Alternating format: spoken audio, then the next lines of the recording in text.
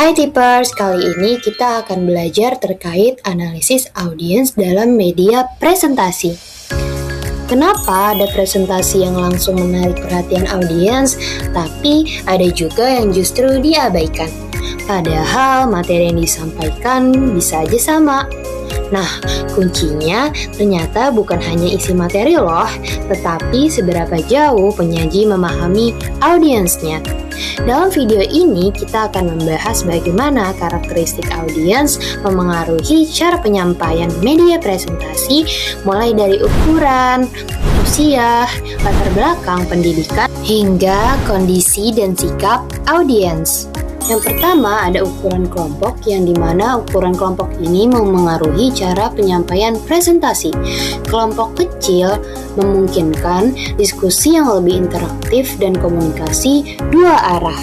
Sedangkan kelompok besar membutuhkan penyampaian yang lebih terstruktur, visual yang jelas, dan pengelolaan perhatian audiens yang lebih baik. Karena itu, strategi presentasi perlu disesuaikan dengan jumlah audiens yang dihadapi. Kemudian ada usia audiens yang memengaruhi cara mereka memahami informasi. Audiens usia muda biasanya lebih tertarik pada visual menarik, animasi, dan aktivitas interaktif. Mereka cenderung lebih mudah memahami materi yang singkat dan sederhana.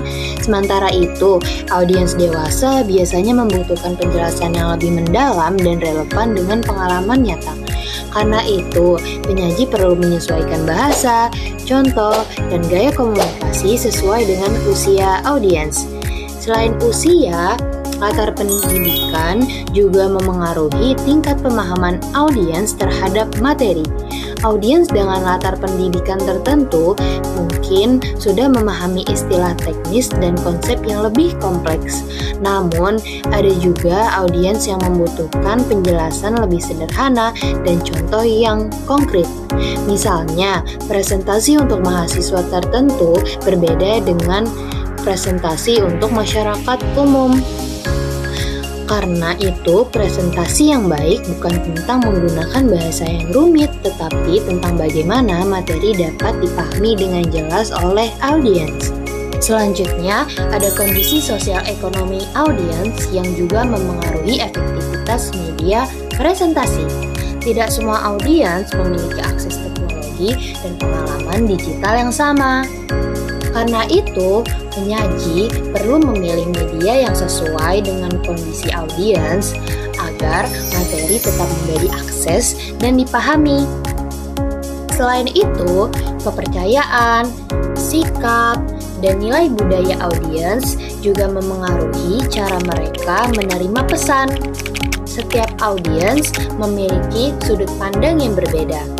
Karena itu, penyaji perlu menggunakan komunikasi yang sopan, relevan, dan menghargai perbedaan agar pesan dapat diterima dengan lebih baik.